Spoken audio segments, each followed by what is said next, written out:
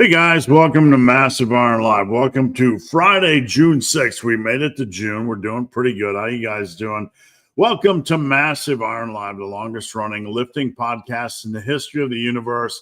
That is my claim, and I'm going to stick to it. How you guys doing? I hope you had a good week.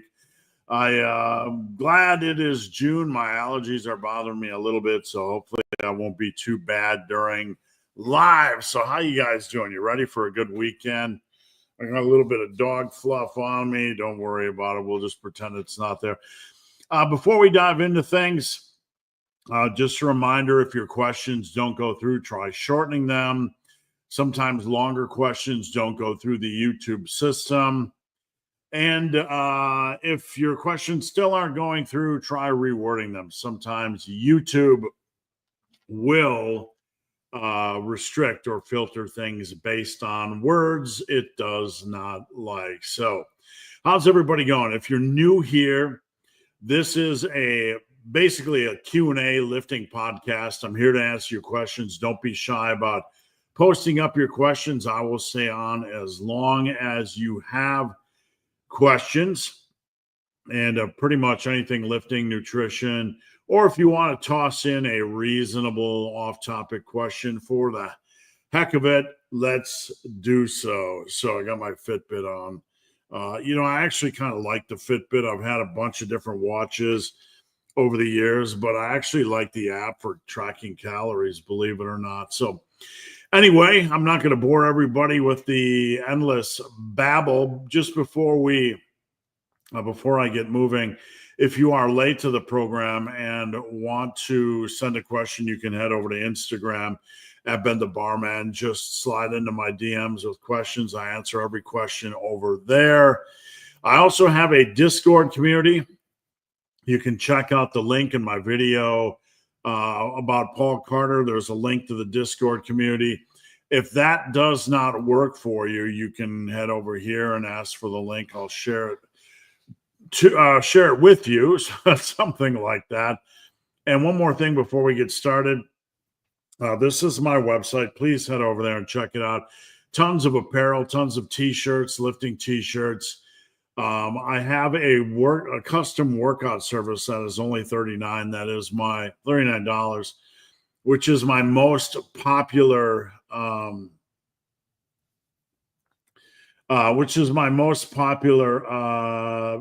product, my most popular service. So you head over there, you can check it out. Just go to the search button, whoop, right there, and search custom. And you will be able to check it out. I also have a coaching tab. You can check out coaching if you're interested. Coaching is what I do for a living, so I'd love to help. Sorry, I got a little bit distracted. We had some spam, some adult spam, so I haven't seen that in like 8 million years on here, so I had to go and remove that. Thank you, YouTube. So anyway, we're done with that. Let's get on with questions. We got a lot to dive into. Thanks for everybody that hopped on early and posted a question. Big Ernie, how's it going, Ernie? Good morning. Glad to have you here. Let's see. Jimmy, good morning, coach and team Massive. Thinking about ditching posterior A for a method using okay, thank you. And drop sets while leveraging bands and chains. I'm not sure if you're being facetious, but lengthened partials are not the way to go. If you want help with programming, let me know. But that is definitely lengthened partials are definitely not the way to go. I really would need more information. A little bit caught off guard by that question, so I wasn't sure if you're being facetious. Ernie, later this year, I want to run 4, 8, 8, 12 on seated overheads. Can I combine that with yeah, absolutely. Anytime you have reasonable protocols like that and you want to kind of do an A-B type of setup, you can absolutely do that. Both of those are reasonable rep ranges. You want to make sure you're kind of getting in, some reasonable volume on one of them, like the 4, 8, 8, 12, pretty reasonable. So overall, your weekly volume or even alternating is fine. You're getting in enough volume, you're getting in enough intensity. Just make sure your assistance work is on track and you're in a good place. So both of those are very, very reasonable. I have no issues with that type of setup. Yvonne, good morning. Glad to have you here. S21, hello, coach. Thank you for doing this. Thank you for being here. I have a question because it is stressing me out. If after a fat loss phase, I went on vacation and gained weight quickly, can you explain the caloric math? It's not calories. That's the thing you got to set out of your head, set outside of your head. It's not a math formula. You're not gaining fat. That is temporary water weight from an increase in, say, alcohol or a carbohydrate increase. You're putting on water weight, and once you normalize your calories, that'll come back off. The body is not going to rapidly add fat. So there's no caloric math to work out in that situation. That is simply you putting on a little bit of inflammatory water weight that'll go off once you return to normal. Go have fun on vacation. Go enjoy. That's what a vacation is for. Don't worry about putting on several pounds of water weight. The only thing I ever recommend for people is don't be so abusive that you regret it, that you get back from vacation, don't do anything you regret, that you feel like you're going to have to dig out of a deep hole with. Like, what or how do I get back to all you need to do is just go back to normal eating. You don't need to go into a deficit. It's just water retention or inflammatory water. Someone told me it's yo-yo diet. It's not going to kill your metabolism. Whoever said that is basically very naive. Team Massive Unite. Can you talk about using steps versus using cardio? Well, steps are a basic measurement of, what you're doing overall as a baseline on a daily basis.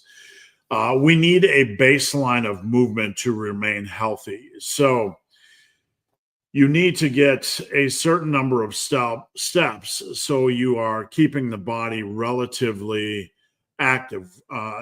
So steps are a good monitoring tool for that. Basically, if you're at 3,000 steps a day, you're basically clinically dead. You need to step up your game a little bit. 5,000 is the bare minimum I think anybody should ever do on a daily basis. 7,000 is a good goal, and 10,000 is a nice goal. Steps are just basic health. You need to have some reasonable degree of movement on a daily basis. So that's what you want to focus on for steps. Steps translate directly to health, how active you are in a general sense. Being a slug and not getting any real steps in on a daily basis is not good for overall health. So just think of steps in that term, in that sense.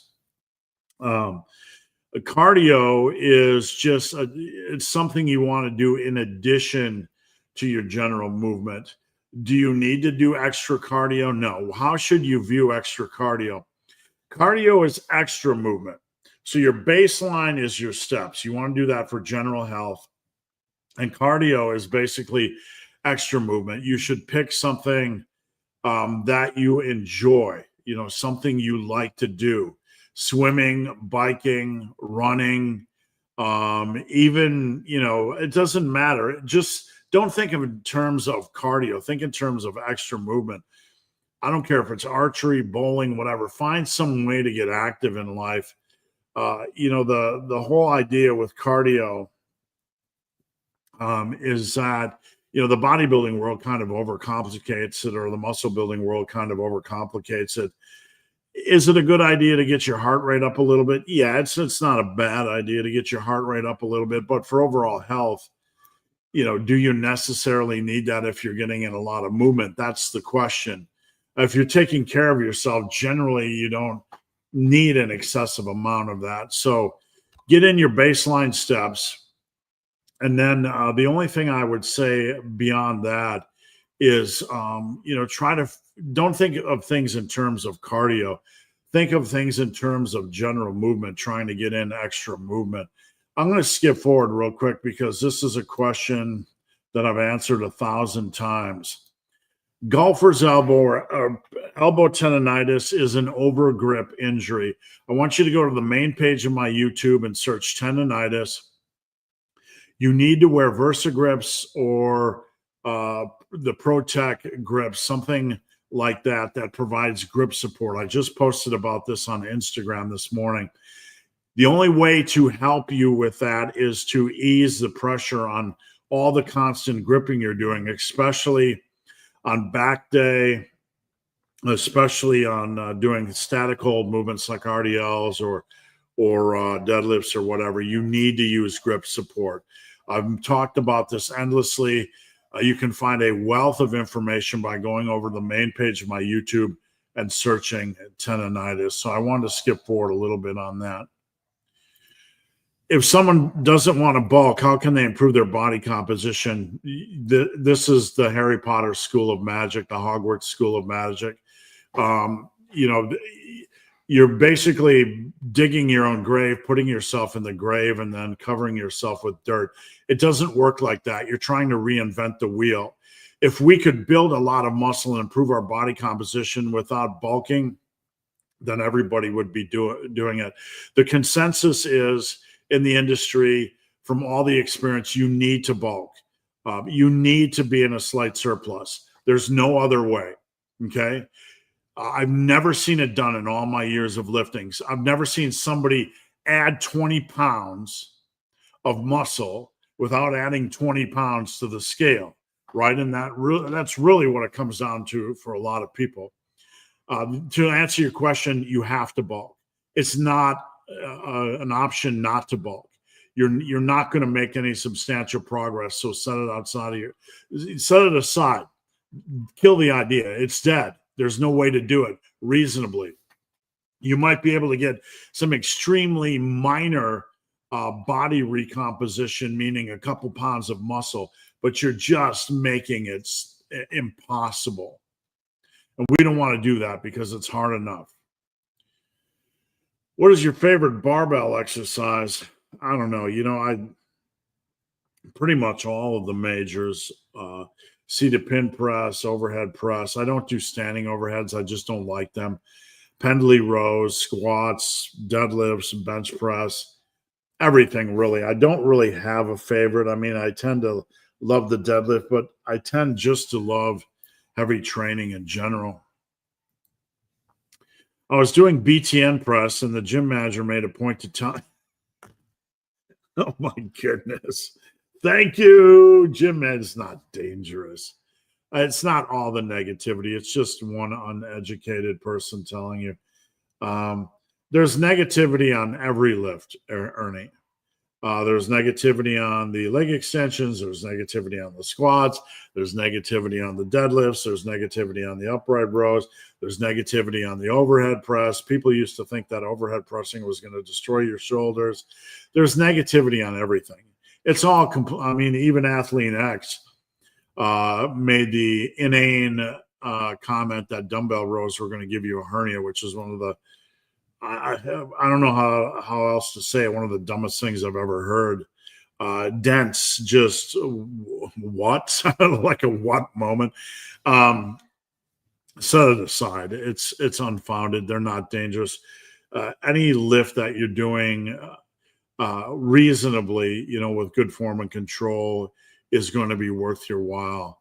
There are very few blatantly dangerous exercises, and most of them are just things like squats and deadlifts when somebody hasn't mastered form. So set it aside. He means well, but he really doesn't know what he's talking about. Tips to work out in the heat. All right. So number one, you want to take some form of cardio and water 30 to 45 minutes before you lift. Sodium is going to be the energy electrolyte. When you're sweating, primarily, you're going to lose mostly sodium. So you need to keep that in your body. You probably want to sip something with a little bit of sodium, I could say electrolytes, but sodium is really going to be the key during your workout. You don't have to overdo it, but sipping like an electrolyte powder or something with sodium during your workout. You could take a BCAA powder and then put in like an electrolyte powder to give you a little bit of flavor and just sip on that during your workout. If it's extremely hot, one of the best things you can do is sit down for 5 minutes and allow your body to cool. Put a wet towel on your head or whatever. When it's extremely hot, the body is using blood to, using its resources to try to cool you down, right? So it's sending blood to your skin. It's trying to cool you down. It's going to be harder for the stomach to digest any water that you're putting in unless you sit down and try to cool down. So I'm not telling you to prolong your workout, but having, every 10, 15 minutes, sitting down for 5 minutes, putting a wet towel on your head, or just standing in front of a fan, allowing the body to cool. This will allow some of the blood to go back to your stomach and digest what's in your stomach, including the sodium. And it just feels good as well. So that's probably the best advice I can give you. Any advice or methods to have days where you untrack and eat whatever while maintaining your weight? Knowing how much you can eat and maintain really comes with experience. So you can't have unhinged eating, where you're eating larger quantities. There's no way to, you can have days which are, where you're not eating on a meal plan. This weekend we'll go off, me and my wife, and we'll go to a restaurant, but we're reasonable, right? I choose a steak and veggies. I might eat a half piece of bread. Everything is reasonable. Not unhealthy, not in an unhealthy way, in a healthy relationship with food way. And that's basically how you have to keep it. You can have dessert, you can have whatever. It's only when people get unhinged that they run into problems. It's okay to get unhinged a couple times a year and just feast and celebrate and whatever. But, if you're looking to do that frequently, you're just putting yourself in harm's way. It doesn't work like that. That's not something you should be doing frequently. And I'm not saying that's what you're trying to do, but you don't have to track. You just have to eat reasonably and to satiety when you feel full. If I go out for Mexican, the old me would eat everything on the plate, and then I'd eat all the chips, and I would be over full when I left. Now when I eat, no matter where it is, no matter what it is, I practice the baseline, reasonable, healthy habits.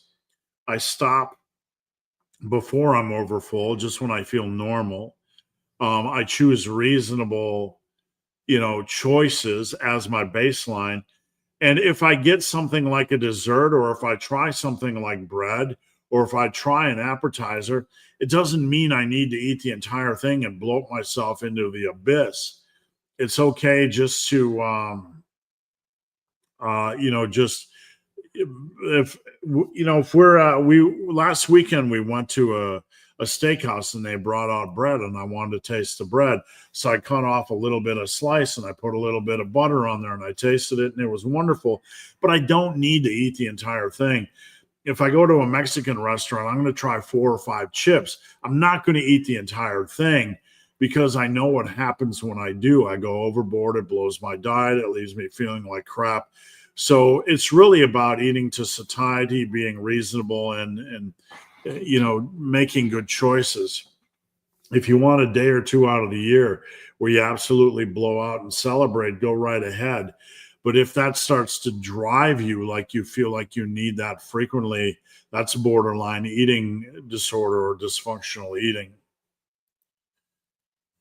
Happy Friday. Regarding unilateral work, do you think you should? Oh, yeah, absolutely, 100%. You have to treat each side like its own set. There's no benefit rushing from one side to another. All you're doing is moving to the other leg, feeling, not ready. Any set you're going to enter into, you have to feel physically and mentally ready to attack. The whole point of hypertrophy training is to get the most you can out of the next set. So if you force things to the point where you're not fully mentally and physically recovered, you're not at full capacity to get as much out of the next set. So your guideline always has to be, do I feel mentally and physically ready to attack the next set? This is extremely important when you're dealing with lifts that are unforgiving, like posterior chain movements, squats, and deadlifts. Even things like Bulgarian split squats or lunges, which can jack up the knee. I'm not going to enter those sets, compromised. So you have to 100% feel mentally and physically ready to go again. On things like one-arm dumbbell rows, you guys know I do well over 200 pounds on those. One set of 15 to 20 reps with that weight, and I have to sit for 5 minutes because my heart rate is so elevated. That's not from lack of cardiovascular conditioning. Holding a heavy weight off the ground for an extended period of time, whether it's an RDL or a dumbbell row or having a weight on your back from a squat, is going to inherently drive your heart rate up. So we have to allow that heart rate to come back down to a normalized level so we can attack that next set. Does that make sense? Oh, excuse me. Let's see what we got here. Richard, vertical pull up and inverted row. Vertical row is not, inverted row is not a vertical pull. For the record, it is a horizontal pull. So I just want to make that clear. From what number of reps do you think weight should be added? You're not going to avoid elbow tendonitis with low reps. That's really, really bad advice. I respect Dan John, but that's not good advice at all. Elbow tendonitis is an overgrip injury, and it is going to come from cumulative punishment, overgripping on back day and on your static pulls. So set that aside. Dan is right on most things, but in this he is not correct. So you want to use a reasonable rep range. You don't want to just go low reps and heavy weight. That's when people tend to start ego lifting. For hypertrophy, you could do one set of pull-ups at 6, but I would still do a couple more sets with a little bit higher volume. You don't want to linger in the low rep zone. For inverted rows, I find 8, 10, 12 is a really good place to be. Is it possible to use a rep goal with body weight exercises? Yes, but you're going to need to have some progression indicator. You can't just infinitely add. I mean, you could get your pull-ups to 3 sets of 25 and there would be no issues with that. But, if you're going to add the rep goal, it's going to be a weight progression. So you're going to have to add weight. Does that make sense? A rep goal is a trigger to add weight. Where if you're not going to do like 3 sets of 15, and then when you get there, it's a trigger to do 3 sets of 20. In that case, just do AMRAP. The rep goal can be used, but it's used to as a trigger to add weight. In a home gym, how would you recommend working the hams? So you can do the dumbbell or barbell RDL. You can do the single leg Romanian deadlift with your foot against the wall. That's a good choice. You can do wide stance, more powerlifting style good mornings. You can do stiff leg deadlifts. Bands aren't really going to give you much bang for your buck on the hammies. They kind of, you can do a lot of leg curls on bands, but I really, as a finisher, I'd be okay with it. But beyond that, I would stick with stiff leg deadlifts, Romanian deadlifts, and things like that. You could get one of those, what do they call them, monkey feet, and do leg curls if you want to. What do we got? If I only did stiff leg deadlifts, how many sets and reps? For the stiff leg deadlift, I usually start people at 3 sets of 6 reps. You don't want to go overboard with the reps on those because a lot of times you're going to pick up lower back fatigue. Start with a reasonable rep range. And then if you feel you want to bump it to 8, you certainly can.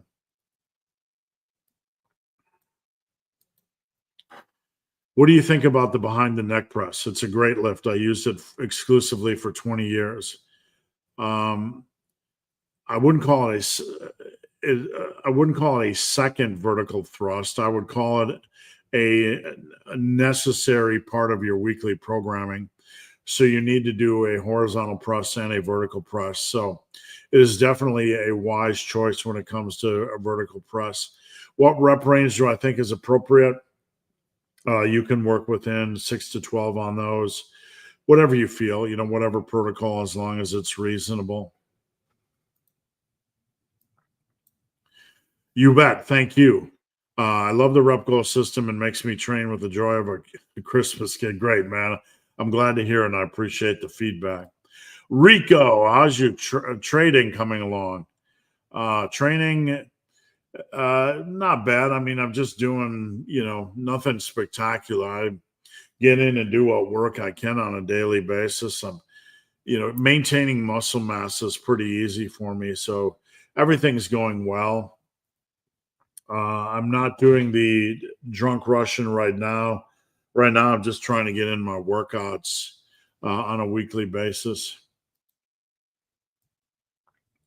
If you only have 4 days of workout, 4 days is pretty good. I mean, 4 days is pretty much all I've done over my career. You can do anything you want. You can do a body part split. You can do upper posterior. You can do a torso limbs. You can do a full body with a 4th day, junk day for extra arm work and junk work. You can do pretty much anything you want to do. So if you don't want to stay in the gym forever, check out my video about the rule of 2/3. 18 hard sets you should be able to get done in about 75 minutes. So if you need to be in a little bit more quick, I would need to know much more specifics, and that would basically require me to program for you. But if it's not, if it's 75 minutes or, so then you could do about 18 hard sets. So check out my endless number of videos about programming or the rule of 2/3 or how to build workouts. I have a ton of them on this channel. You can pretty much use any program you want with 4 days a week. Hey, Shelly, good to see you. Thanks for tuning in. Big Justin Jones. No, don't do occlusion training. It's just a waste of time. It's not going to add any value. Not at all. Please don't do it. It's one of these optional tools that is on the fringe of ridiculousness. Some people, some people will hype it. It's been around forever. I've never seen anybody use it and actually get value out of it above and beyond just doing normal crap. So therefore, it's just a waste of time. You're better off spending your time doing other things in the gym. All right, we're half an hour in. Keep the questions coming. I'll keep rolling as long as you guys have questions. Good morning, Jeffrey. Good to have you on board. Michael, good to have you. Greetings from Berlin. Woodulus from Scotland. Good to have you here. Have you ever benched wearing a belt? Yeah, I mean, back in the day, I think before 1999 and before, I was pretty much one of those types of guys that would wear a belt on everything. For better or for worse, it's kind of like your hardcore crutch back in the day. I'd wear a belt on everything. So yeah, I did. Some power lifters do it to help them brace. If that helps you, go right ahead. I'm not a big belt guy. I have nothing against it. If you find value in it, go right ahead. But I simply don't. How fast could someone bench 3 plates? There are some outliers that could probably do it in a year. For the most general, for somebody that trains really, really hard, you'd be lucky to get it in under 3 years. I think I got it in about 2.5 years of lifting. I had all the stars aligning. I was bulking, not directly, but indirectly for 2.5 years. And that contributed basically to my rapid progress. I didn't screw around at all for the first 3 years of lifting. I was routine. I was nailing my food. I was nailing my rest, and I got there really, really quickly. But it's not likely most people will get 3 plates in 3 years. Most people will never get there. The big goal is getting to 225. I have a lot of clients that I've been working with for several years, and getting them to 225 a lot of times in 2 years might seem arduous or like it's taking too long.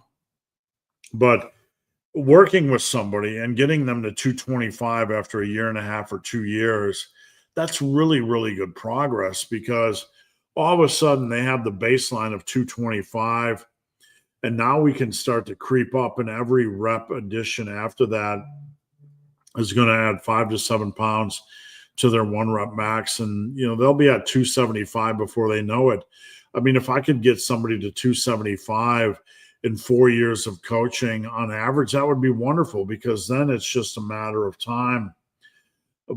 So I don't like to boil things down to time, because there can be some variance, but at minimum, unless you're an outlier, probably 3 years. Heavy duty Josh. How fast would it take to gain muscle back? Really, you can get it really, really quickly. I had a break when my second daughter was born in 2004. She had a lot of colic. So she was basically, we didn't know it at the time, but it was from acid reflux.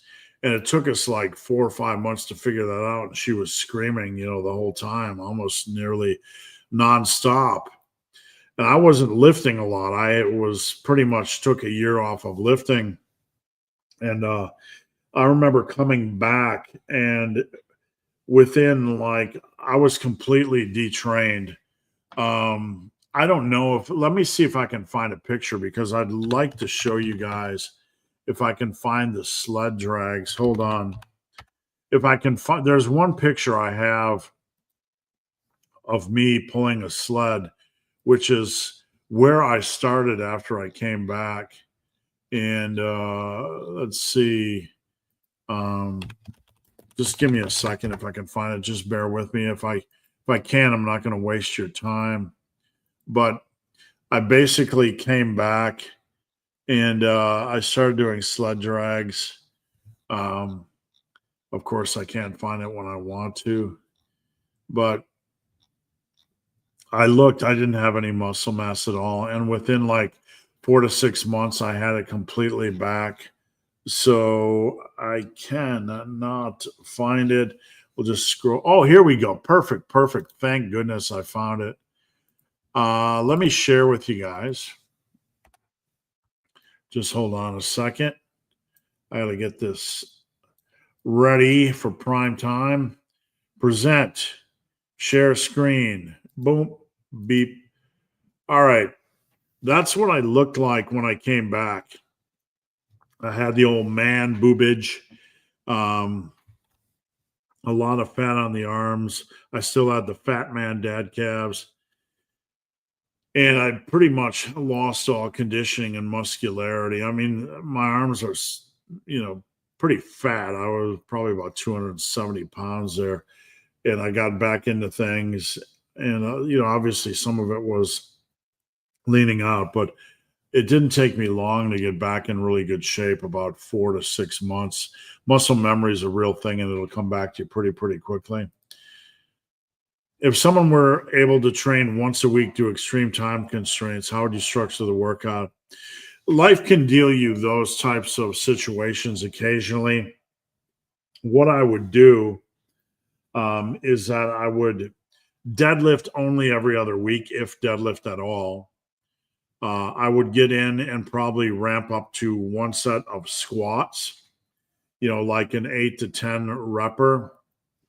And then I'd probably ramp up. You want to combine your warm-up sets and your working sets. So I'd probably do ramp sets on bench next, like 135 by 8, 185 by 8, 225 by 8, and then your max sets. So kind of combine your warm-up sets and your working sets kind of ramp up using your warm-up sets. I would use basically one set of the big compounds using that ramping style, maybe on squats and on bench. And then I'd probably go over and do something for back, we probably don't have time to do another compound. You could do ramping protocol like Pendley's, or you could do one set of dumbbell rows. Or you could just hop on over to lat pull downs one week and seated cable rows the next, and then maybe do seated dumbbell overheads. So you're about 4 exercises in. You got your shoulders, you got your some squatties in, you got your bench in, you got some back work in. I would maybe add in another leg exercise like leg extensions, which is really quick to knock out. Do some arm work, boom, you're done. That would be a kind of there are many ways to do it, but that's just one way that you could get it done. Joshua, with your current wave of science-based lifters talking about 3 to 5 sets for with your current wave. I didn't see a question. I'm doing, sorry, I was skipping by mentally. I'm doing 3 to 5 sets. Good. I mean, just be reasonable. Don't follow fads is the only thing I can tell you. When it comes to lifting, when it comes to nutrition, don't follow fads. Fads are a dangerous game because every year, when you do this long enough, you're going to realize there's new fads each and every year, a myriad of new fads. And if all you ever do is, chase fads, you're going to be endlessly chasing fads rather than convention, whether it's diet or training. You can learn some things, you can tinker around with some things and play around with some things, but understand that if you look at the history of lifting, that, you look at the last 70 years, every power lifter trains differently. Every bodybuilder trains differently. That's not speculation. That's reality. And it's nothing we should fear. What it teaches you is basically the massive iron principles of success, or pillars of success. You can find in my book, Massive Omnibus or Massive Iron, that as long as you have a reasonable selection of exercises, as long as you have a progression approach, as long as you have consistency and patience, as long as you have you're going to be in a good place. It doesn't matter what you do. It doesn't matter what specific exercises, as long as they're reasonable. Anybody that tells you differently is simply naive or lying to you. It's as honest as I can get. And if you doubt me, if you think I'm an idiot, just simply sit down, look at the program of every advanced bodybuilder, every advanced powerlifter. You will find basically everyone is completely different. That shouldn't leave you with a feeling of fear. It should leave you with a feeling of freedom. And that's the whole point of my focus this year, or something I've been trying to focus on really this year, is freeing people, not locking them into this black and white nonsense that these, folks like Paul Carter are, engaging in. Excuse me. Let me get a drink.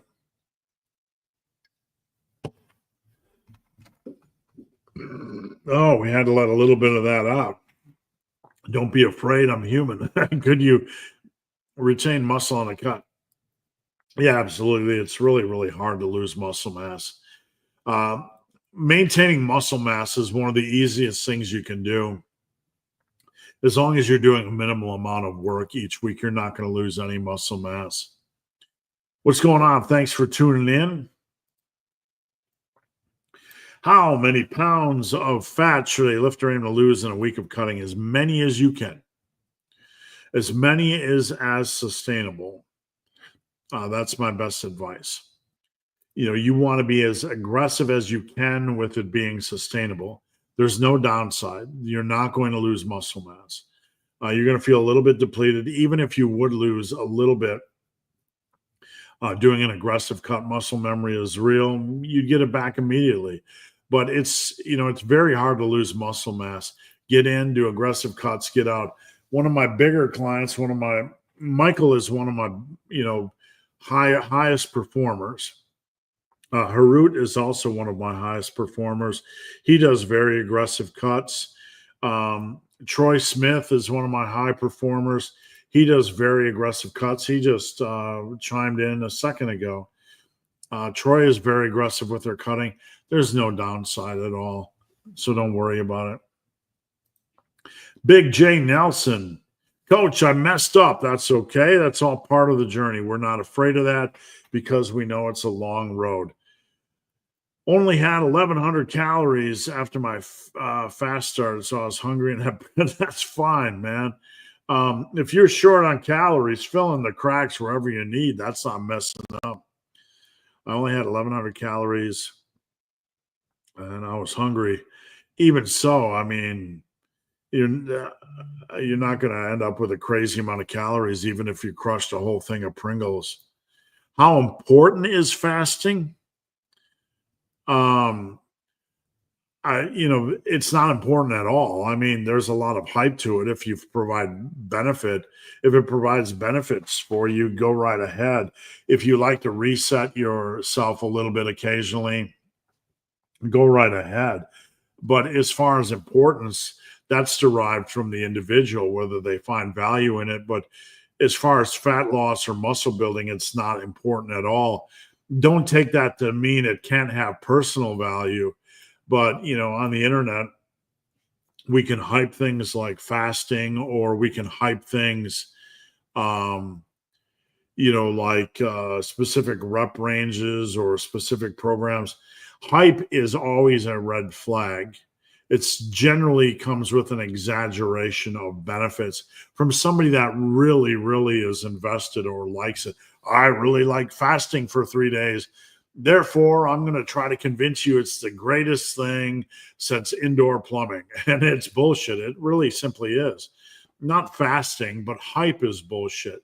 You will see a consistent thing with people in fitness, in nutrition, and in life in general. Whatever they like, they're going to have a tendency to hype or overhype because they kind of want everybody in their camp for whatever psychological reason. I'm not a psychologist, but we all know it to be true, right? So hype is something we always have to approach with caution.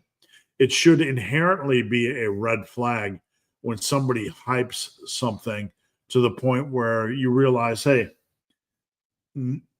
it's kind of not the normal, and somebody on the fringe is hyping it. Therefore, we should be a little bit cautious about over-investing in something.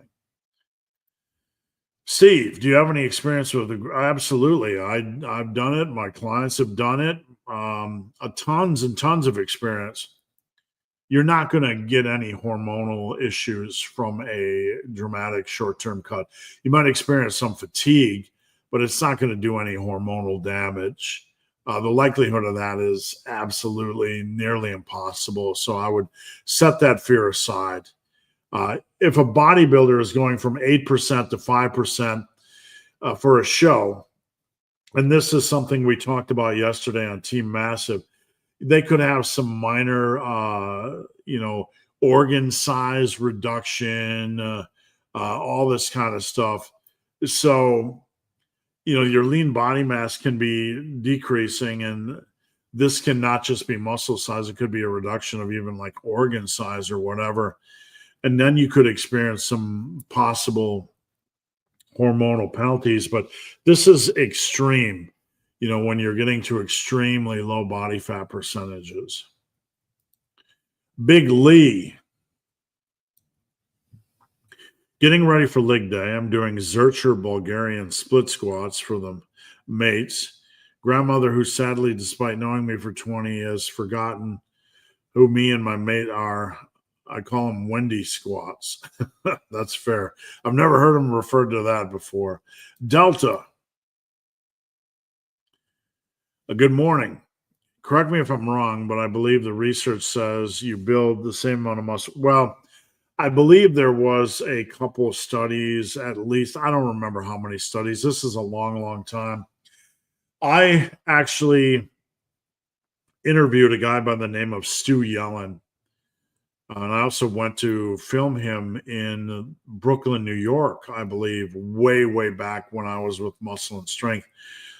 And he was doing a lot of this stuff, at least I believe on bench press or incline bench at the same time, around that same time. So the key is always going to be weekly volume and a reasonable number of reps and sets, and not doing anything crazy. You can do a 10 by 3, you can do a 3 by 10, as long as you have a progression approach. You're going to be fine. Don't get caught up in this, oversimplifying the math, though. 3 by 10 is 30, 10 by 3 is 30, everything's equal, blah, blah, blah. The key is to not dumb things down, to use a protocol that works for you. If you want to hop on, I've done 10 by 3s, I've done 8 by 3s, I've done 6 by 3s, I've done 6 by 4s, I've done everything.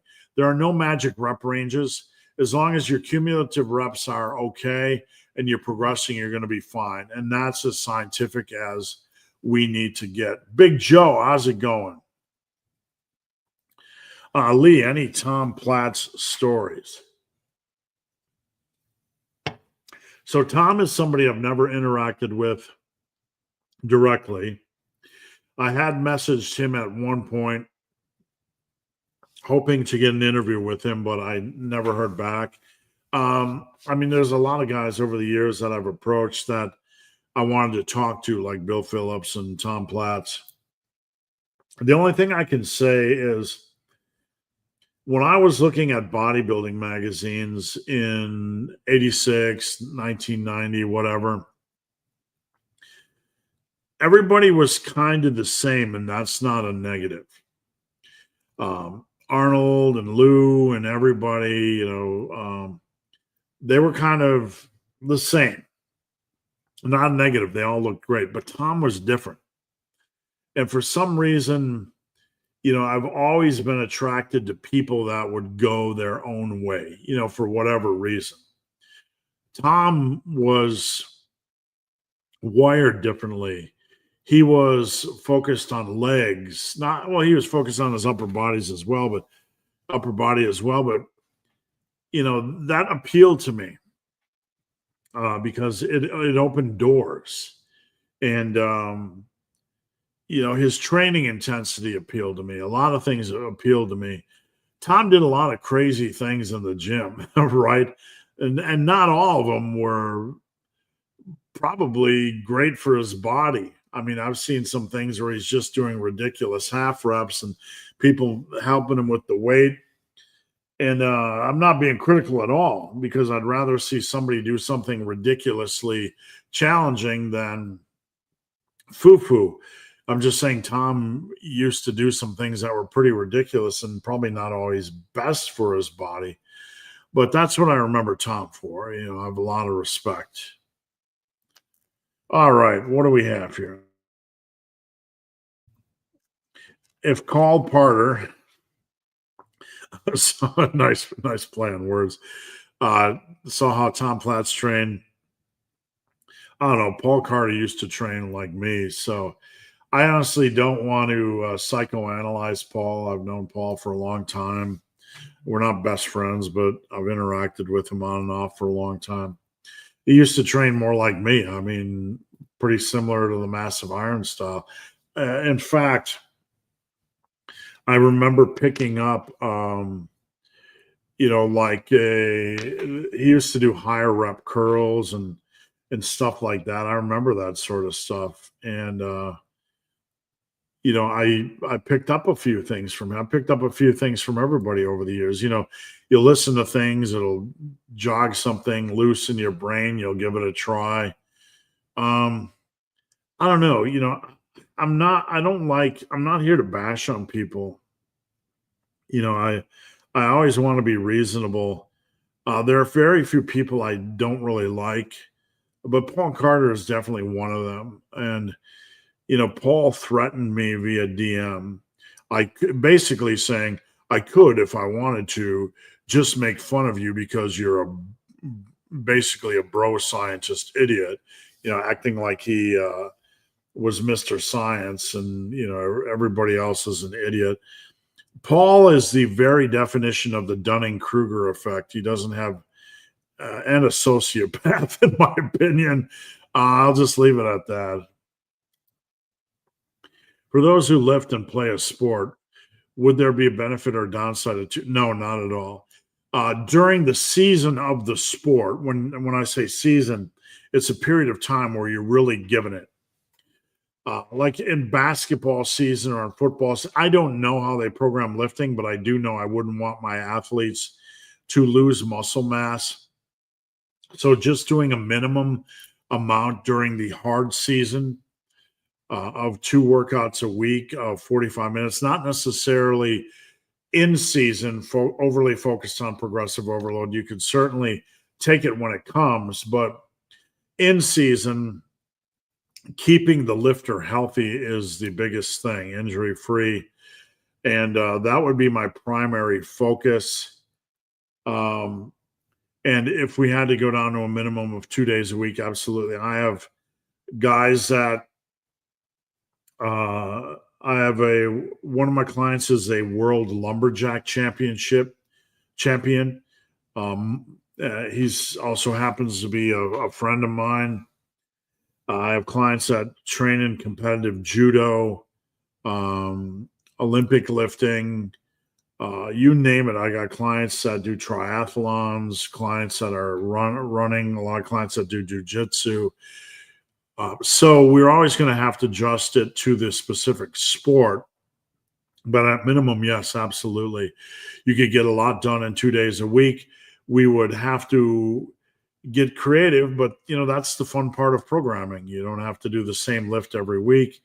And we could build strength and encourage, muscle building without detracting from the sport.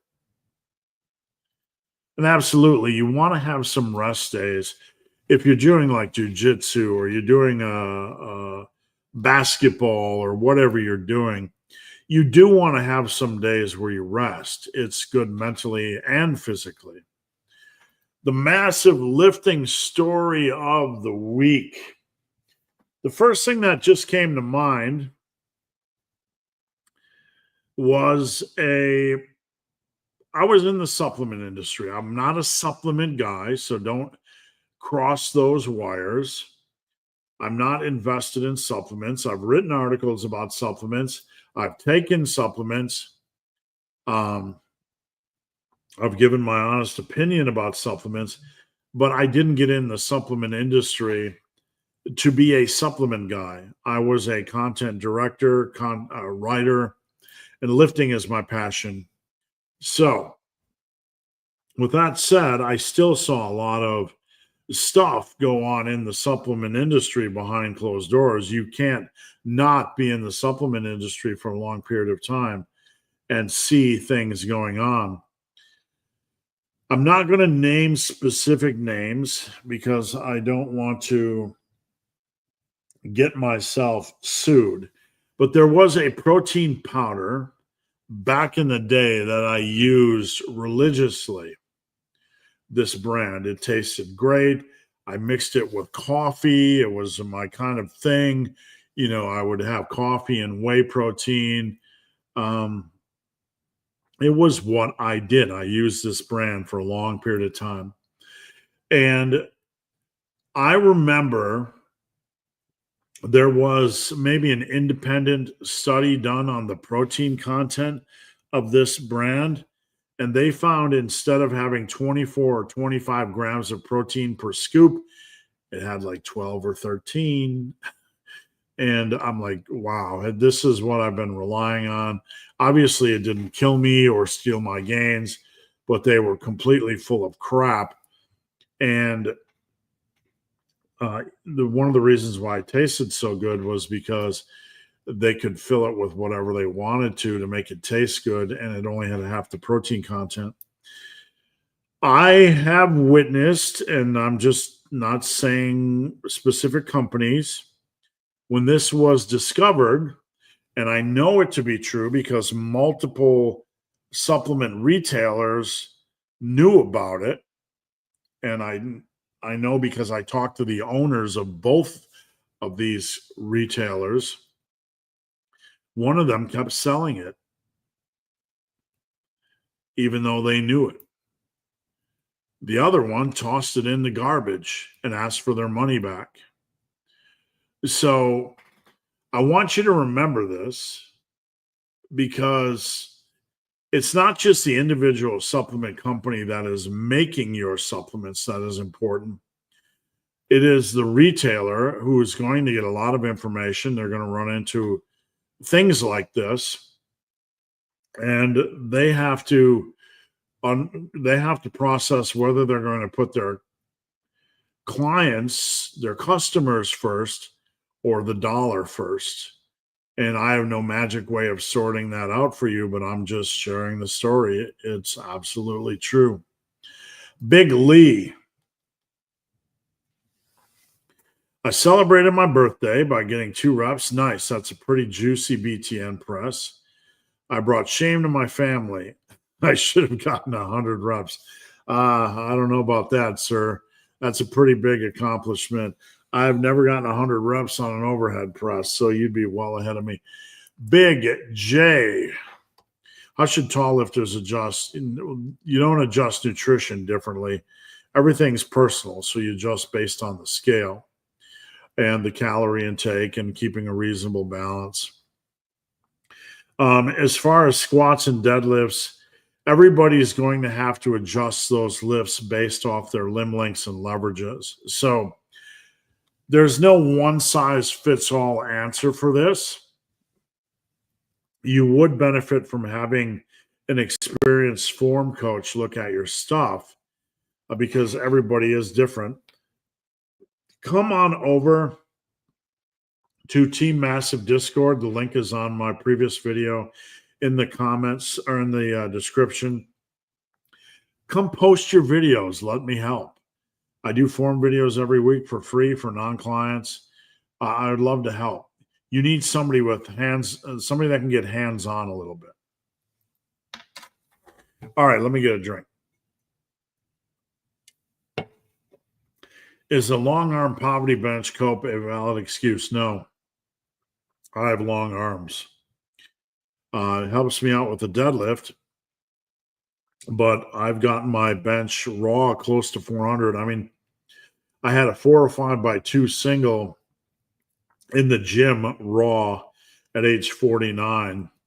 It's the only it's the only lift I don't have a video of. It was just a random day where I benched. I used to bench, and you guys can see endless videos of this.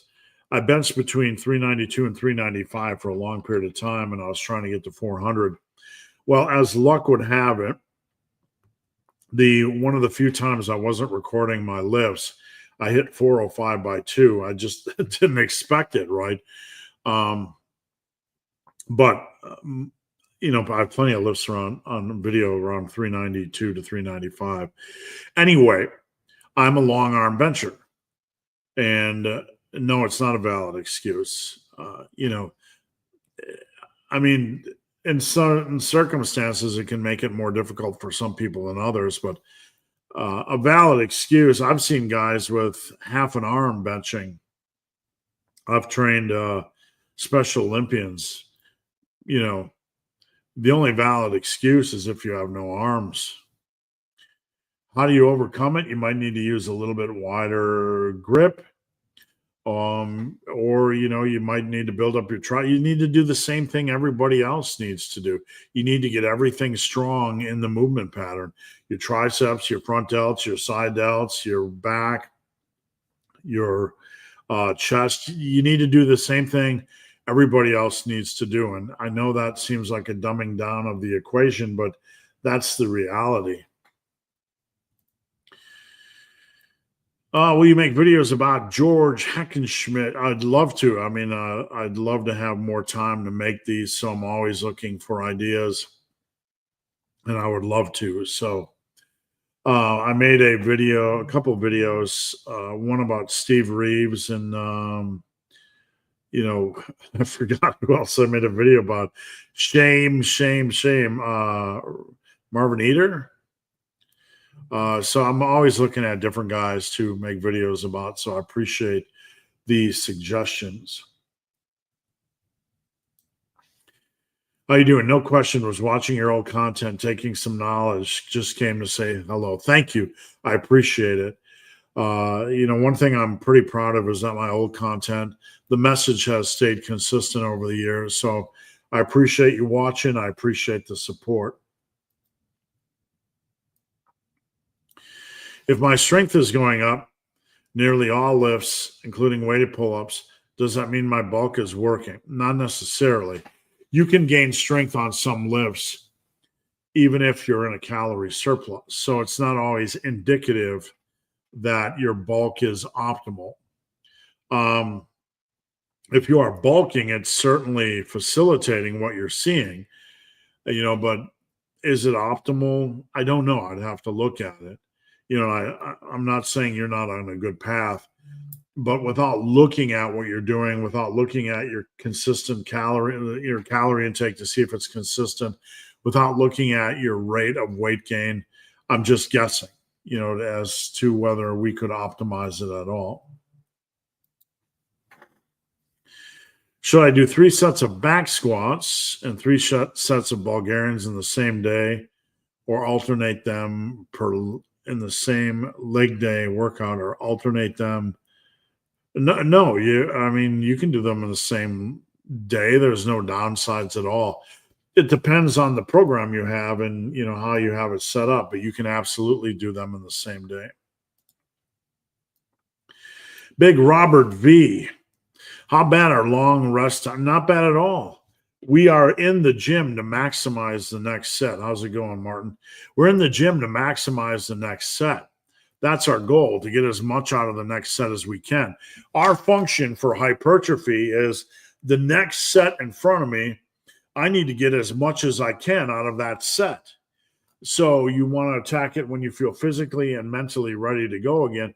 Rest as long as you need.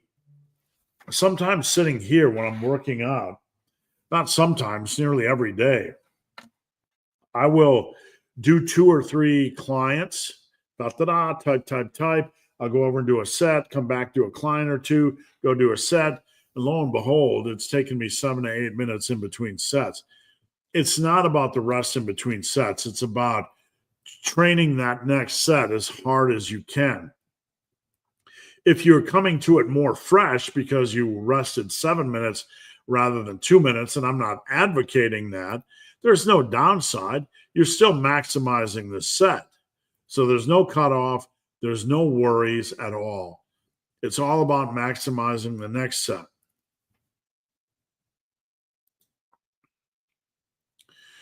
What are the 3 most unhinged lunatic workout plans you've seen? That while sound on paper, the guts need to attempt, said, what are the 3 most unhinged lunatic workout plans you've ever seen that while sound on paper, the guts, while I assume sound good on paper, the guts need to attempt said workout, make you question the lifter's sanity? Not really anyway. There was one called Demon Training back in the day. And I forget the guy's name. Demon Training was pretty extreme. Not really. I mean, we tend to go the other way in the industry, to be honest with you. The body is super fragile. Don't do too much volume. Don't push too hard unless it's to failure, right? So it's kind of a weird dynamic in the industry.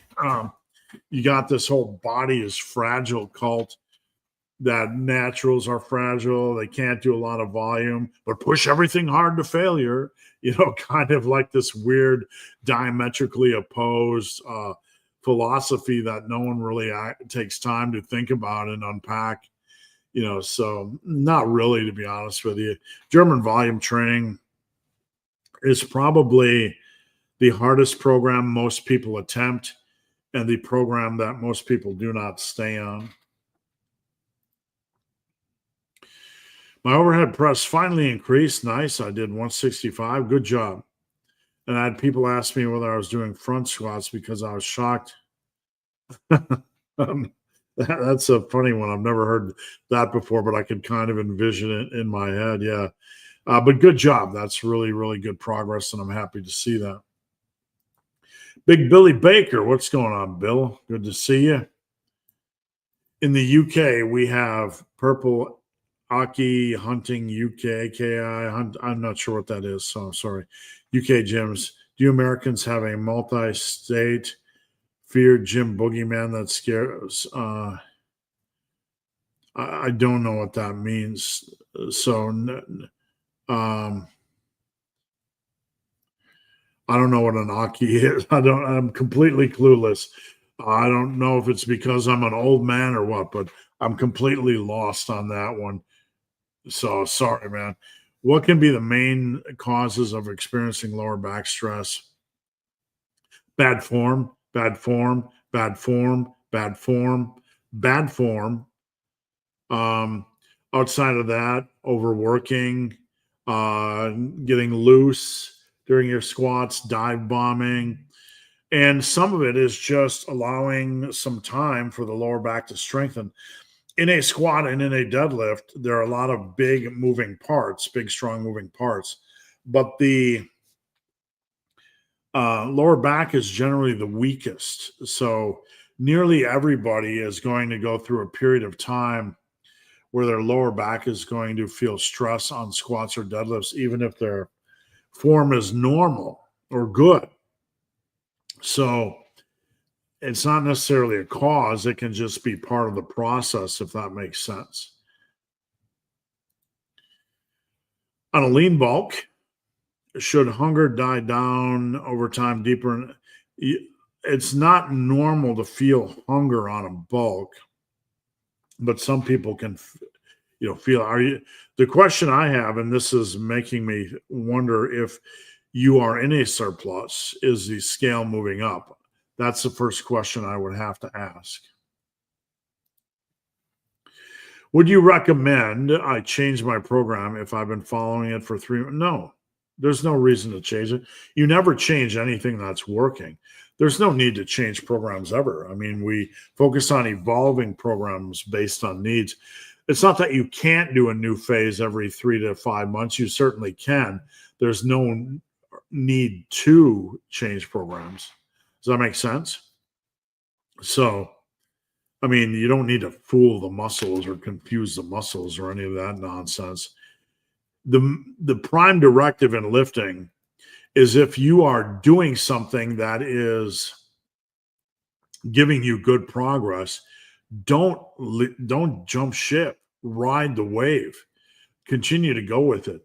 In that lane, you can evolve certain things. Like, let's say you're making wonderful progress on 90% of your lifts, but you want to change seated cable rows to machine rows or whatever. You can certainly do that, but you're better off evolving your program at that point than trying to randomly change. What workout to do for once a week? I kind of detailed that a little bit earlier. So one of the individuals asked previously how to train once a week.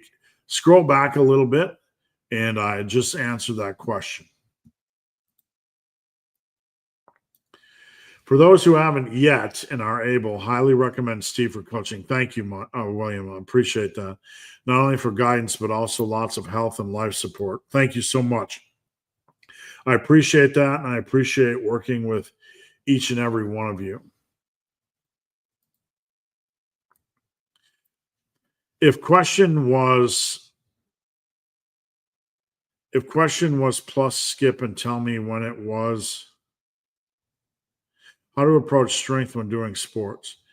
Oh, if question was asked, I answered this a little bit earlier, and Tony asked it. So scroll back. Tony asked this exact question, but basically during the peak season of your sport, you want to maintain your muscle mass without doing a lot of shenanigans. You can still progress, but just doing 2 workouts of 45 to 50 minutes strength training would be highly beneficial in maintaining your strength during the prime season of a sport.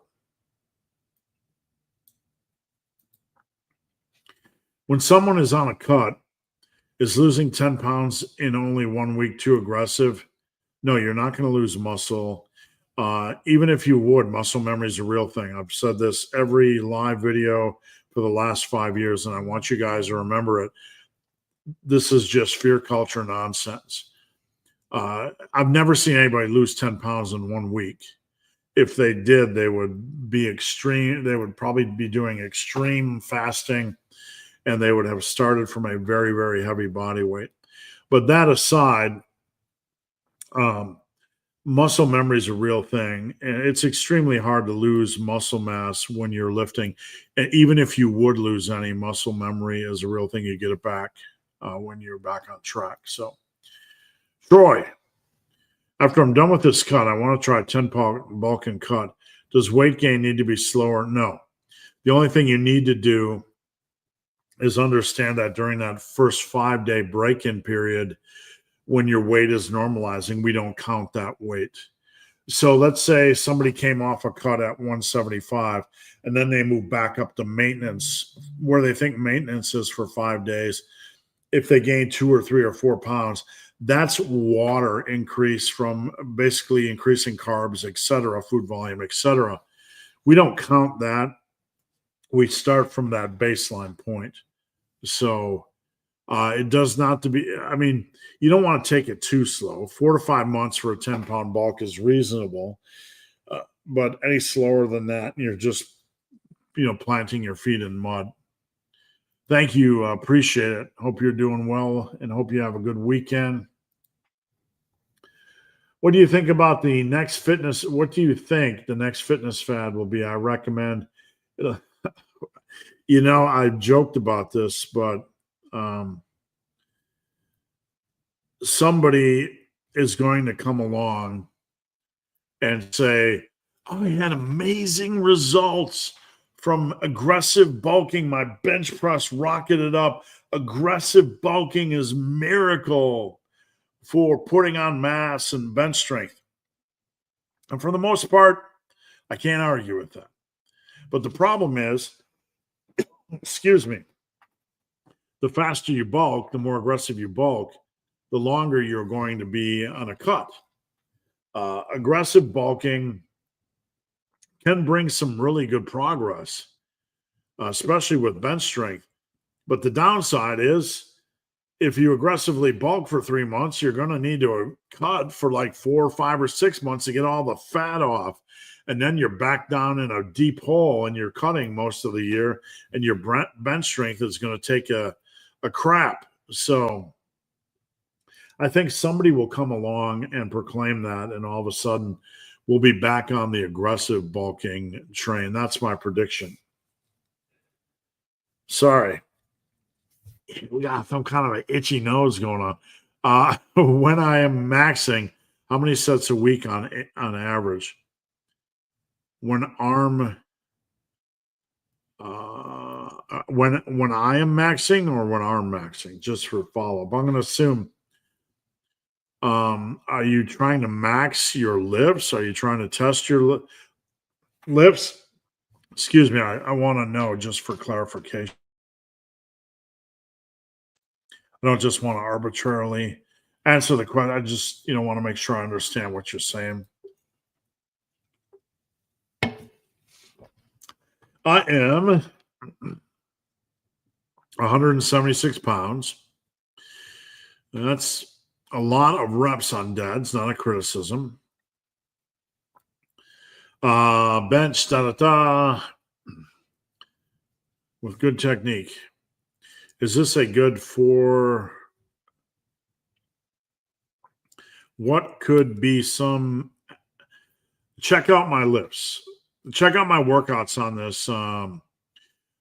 this channel. That's the best advice I can give you. If you go over and you search workouts on my channel on the main page, you're going to get a ton of workout programs where I actually sit live and outline additional work. So check that out.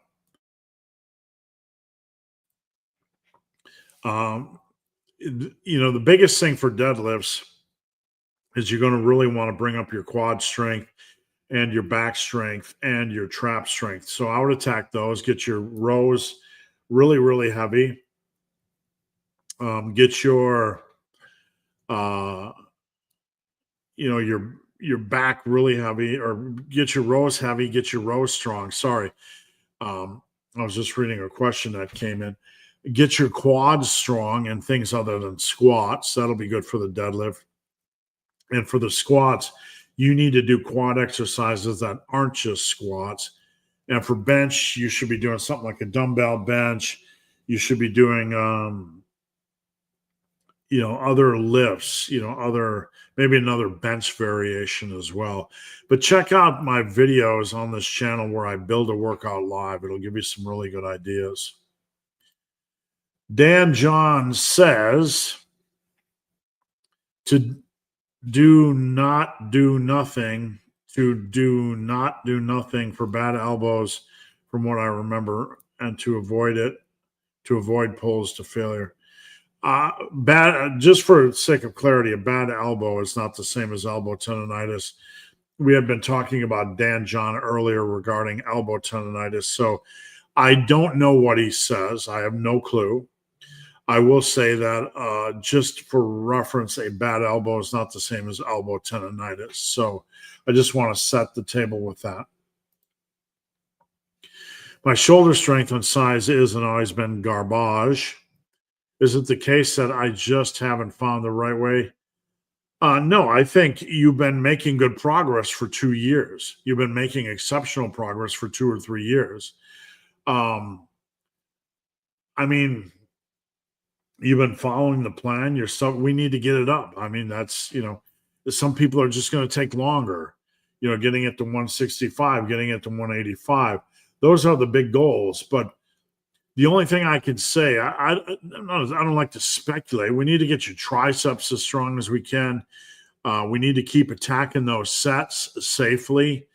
You have been dealing with some issues, and, that has placed us in a position where we have to be somewhat overly cautious, but I want you to continue to attack it safely.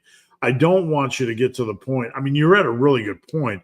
My biggest fear is that we're going to push you so hard that you're going to end up, hurting your shoulders to the point where, when you're 60, you can't do much, if anything. So I think you're in a really, really good place. You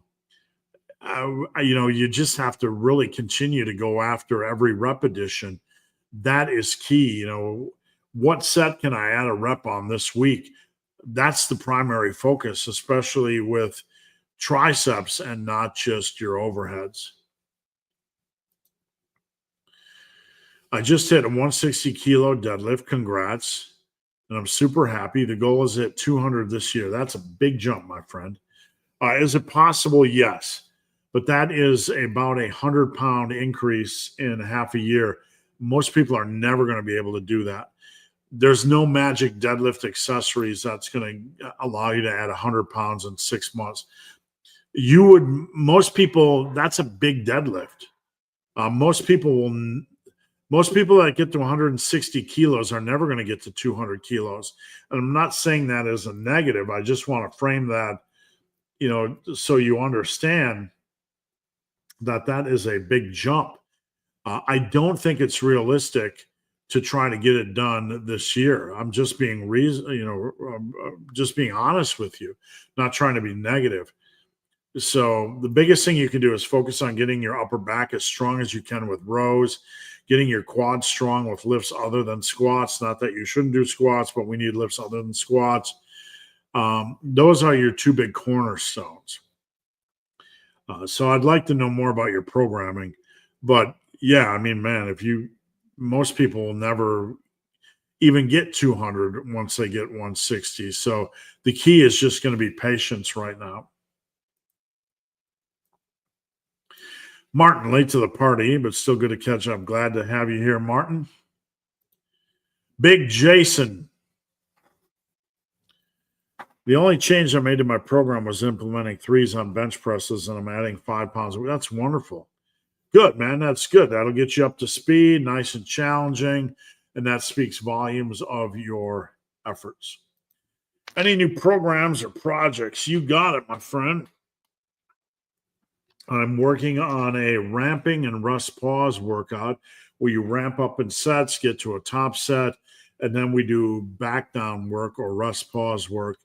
Not back down work, but rest pause work after you get to the top set. So that is my next project right now. It's something I want to run here shortly when I have a little bit more time to focus on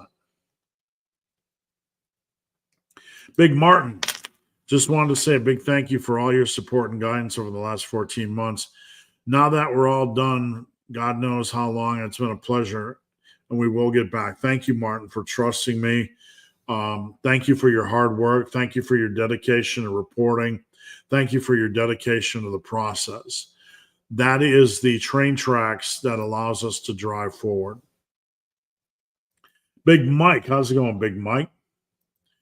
Cheers for answering questions. Hey, I'm here to help, man. Keep them coming.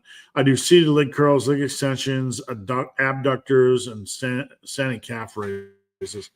I do 3 sets for all of them. And take every one of them to failure, including back squats and Bulgarians. Back squats you don't want to take to failure. They're going to kill you over time. You want to leave a couple reps in the tank. I would never advocate training back squats to failure. You want to progress in a safer lane than that because that's going to beat you up. Purple Anki is a guy in Liverpool who walks up to you and asks you to squat him. Sounds like a lunatic. I will tell you that if anybody does that to me, I will personally be happy to dismantle them from bottom to top.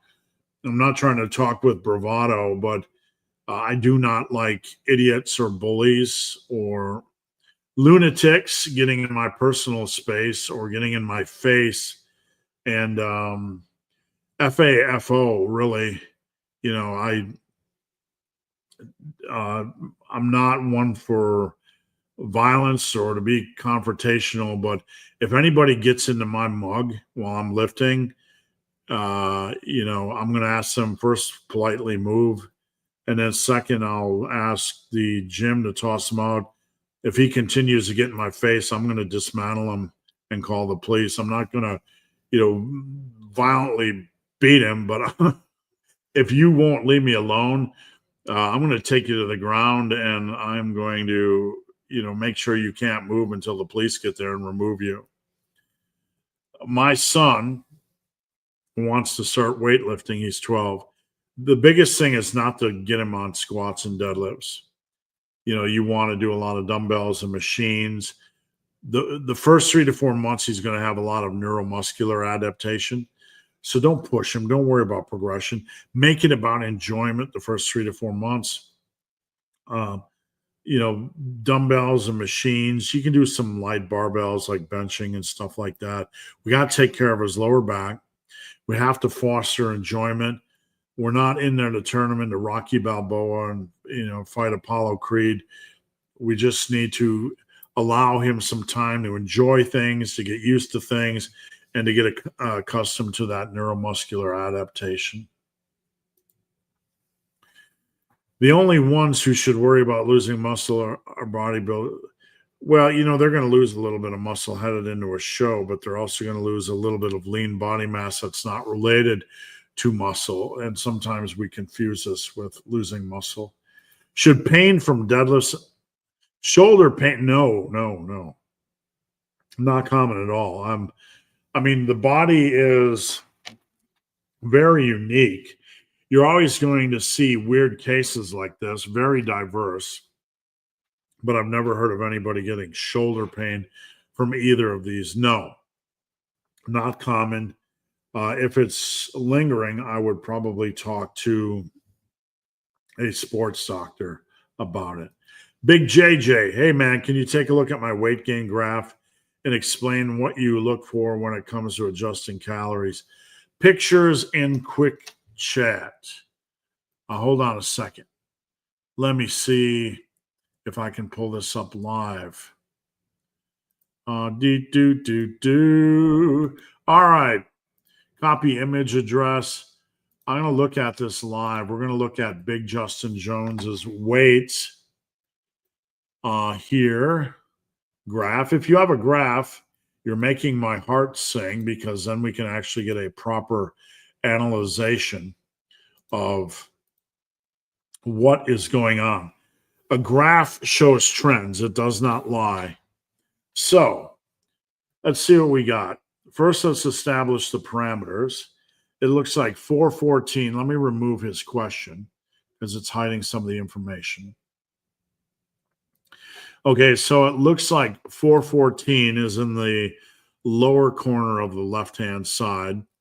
That would be April 14th. And it looks like today would be on the far right. So we have like, what, 7 weeks, give or take? Went from 414 to 514. We're not to 614, so roughly 7 weeks. So I can't draw on here, which I wish I could, but you see there's the orange line, and then there's a gap kind of between 425 and 57. Okay, where basically it looks like there wasn't any weigh-ins. If you look, there's a straight line between about 424 to 57, whatever. So there was no weigh-ins during that time. That doesn't mean his weight stayed low. That just doesn't mean we don't have the privilege of looking at the up and downs. So we're not going to assume that was a constant low period.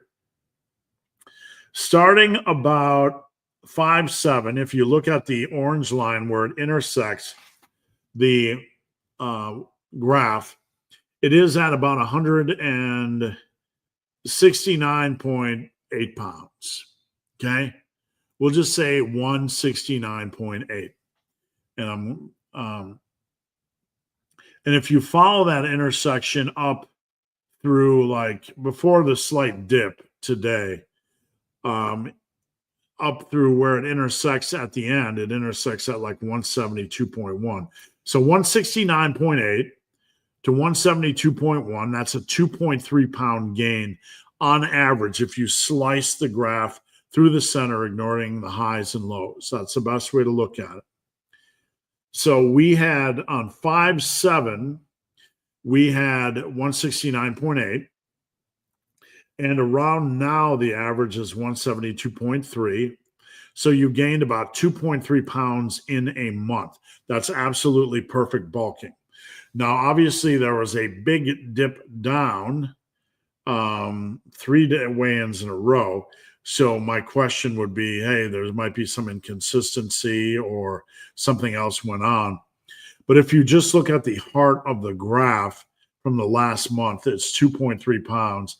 And I would not make any adjustments, though. If this were my client, I would say, hey, Justin Jones, what in the heck is going on the last 4 weigh-ins, because they're all going down. Some of that could have been, you see some high spots in the graph. That's generally nothing to be concerned about. He might have had more carbs than normal and the same amount of calories. He might go out once a week and have 3 beers. But overall, the rate of weight gain is normal. So I'm not worried about the spikes and dips. I do want to see, though, where it goes after today, because it is trending, and it's one of the most unique trends of the whole graph. So I hope that helps. Big Tom. This isn't a question, just a suggestion. The only effective treatment I've heard for hay fever is acupuncture. I appreciate it. Probably nothing I'll ever do, just because I'm too busy, but I appreciate it. What do you think is a good relatively lean body weight for someone 5'10"? Not elite levels, but late intermediate. So let's say maximum lean body mass would be around 178 to 182, depending on bone size. That's lean body mass, or weight without fat. If you had maximum mass. Let's say you're at about 168, 10 pounds lighter. If you want to be lean, relatively lean, 168 if you were, let's look at 190. 190 would be about 12%. So 190 would be reasonable if you had about 168 pounds of lean body mass and you're at about 12% body fat. Troy doubling his progress. What am I reading? The man is a machine. He is, and sometimes he doubts his own prowess. But, Troy is a true inspiration, and, he is on absolutely the right track. For programming, I deadlift one working set a week. That's fine. I just add 5 kilos. I would start to slow that down because you're going to run into a hard wall. You want to do a minimum amount. We want to allow your lower back to acclimate. We want to allow the connective tissue. Then I changed. It's fair. I don't know anything about that program. So check out some of my deadlift protocols when you get a chance, like the 6-minute block, the 10-minute block. Do you think you can replace barbell squats? Yeah, you have. I mean, barbell squats aren't a requirement. You just need a good selection of quality exercises. Most people that do squats are getting less out of them than they think because they're absolutely pounding up the lower back and they're not doing them correctly. As long as you have a good selection of exercises, you're perfectly fine. So don't worry about it. Just choose some exercises that treat you well for your quads and drive on. Thoughts on a 6-day upper posterior? Generally, when the rubber meets the road, it can't be done well unless you structure your bicep work on posterior day. Then you're going to enter your uppers with a little bit of bicep fatigue. So the arm work is really the fly in the ointment here, the thing that can throw off. I don't think it's a good idea. I don't think it's the best way to train 6 days a week. To be honest with you, you could do push, pull, arms, legs, and rotate between those.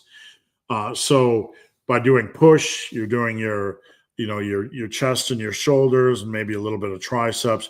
You can do pull, where you're doing your back, maybe deadlifts, and then you can do arms. You get in your triceps and biceps, and maybe work in a little bit of extra shoulder work or bench work that you didn't get in on your push day if you felt under worked in those areas. And then do leg day, which allows your arms to relax, recover, and then you can jump back onto pull or push. So I would not do upper posterior using a 6-day split.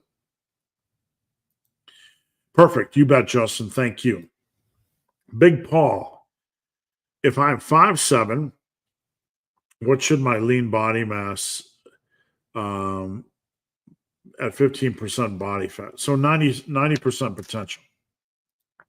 I'm going to pull up a document so we can see this on paper, because sometimes I like to do this and just get the numbers in front of me. When I'm dealing with a lot of numbers, it's very beneficial to just toss those numbers in front of our big fat eyeballs so we don't forget a number. Let's present, share screen, documento.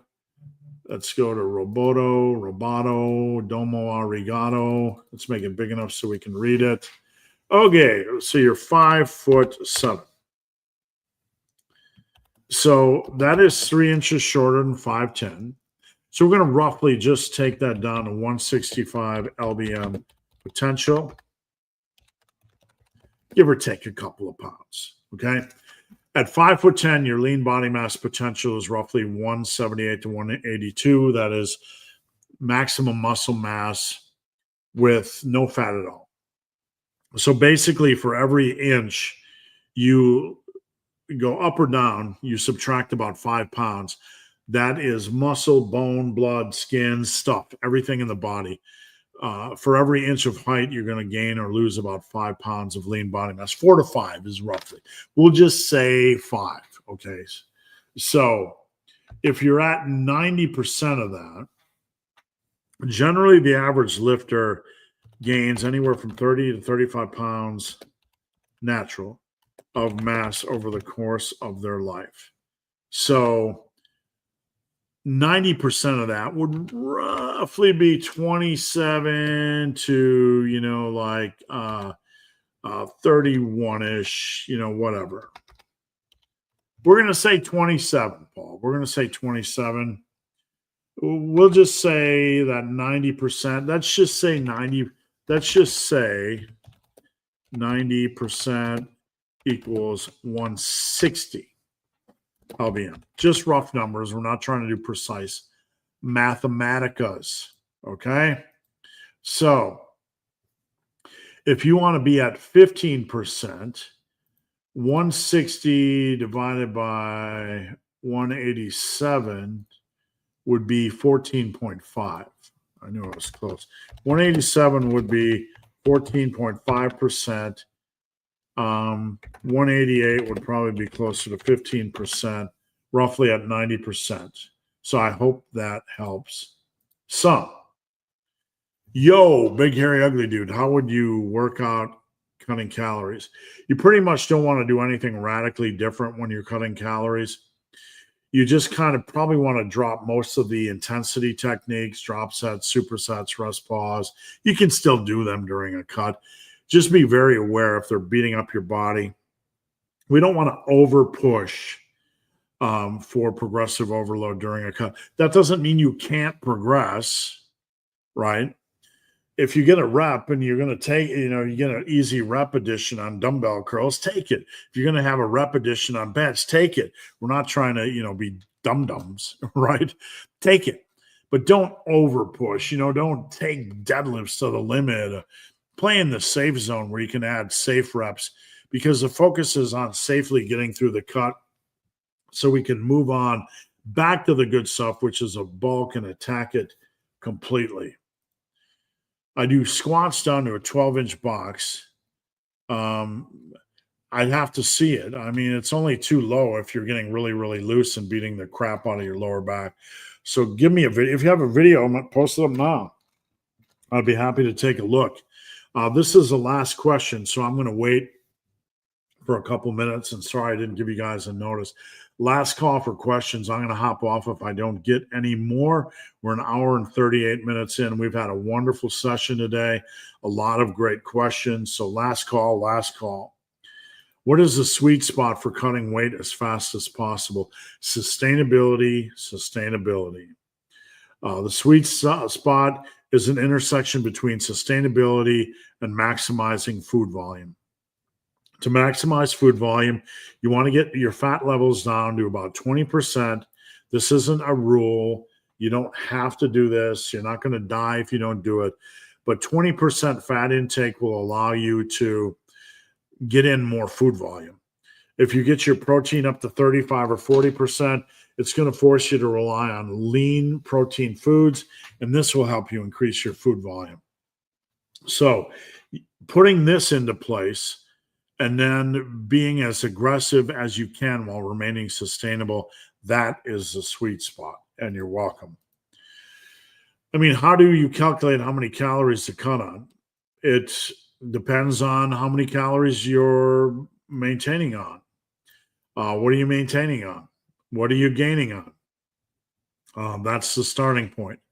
So if you're gaining on 3,200, generally you want to start really no higher than 2,400. Most men are going to struggle losing at above 2,400. Most women will be lucky to lose substantial weight at 1,600 or more. As really, really active, maybe, yeah. But for a man, generally 2,400 is the top level. 2,300 is a good starting point just to see what happens, and then we can adjust down from there. Is it optimal? There's that word, to find maintenance calories only with 5 days or a couple of weeks. 5 days is a starting point. We want to see if weight stabilizes. And the thing is, if it's not stabilizing in 5 days, if it's continuing to trend down or continuing to trend up, then we make an adjustment. 5 days is simply the break-in period. I advocate going where you think maintenance is for 5 days, just so we can see what is happening. Is it starting to stabilize? Okay, that's a good trend. Is it still going up? Is it still going down? Then we need to make an adjustment. 5 days can tell you a lot if you nail consistency. If it's starting to stabilize, we know we're pretty close to maintenance level, and then we can maybe play it by ear. Take a couple, 2, 3, 4 more days, 2, 3, 4 more 5 days, and then we can make a change. But we're always very conservative. I hope that makes sense.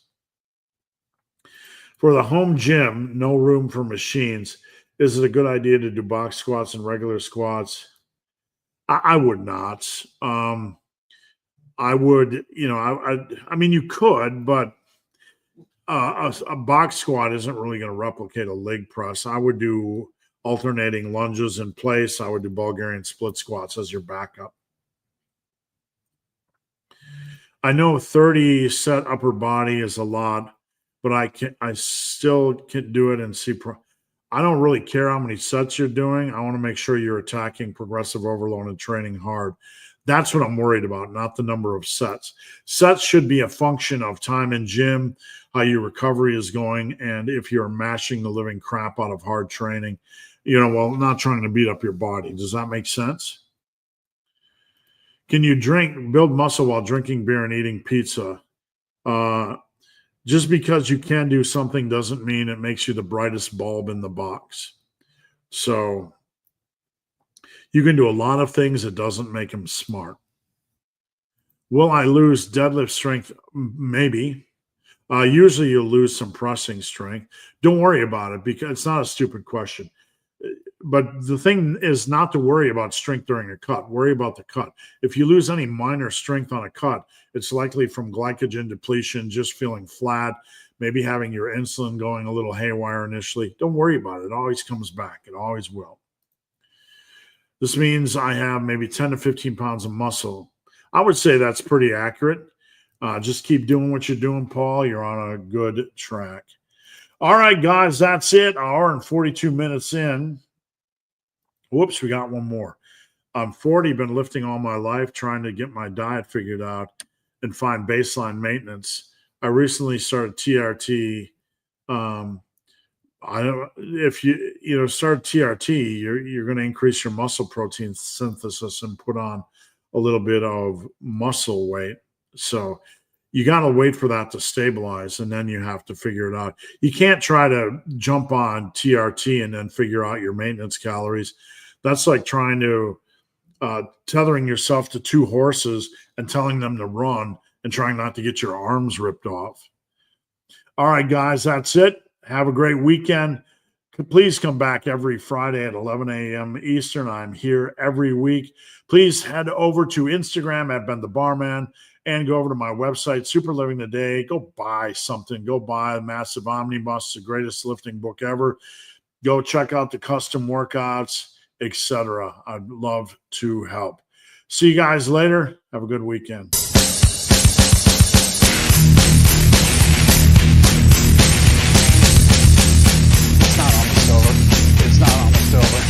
You're not almost there. You're not almost there. You're not almost there.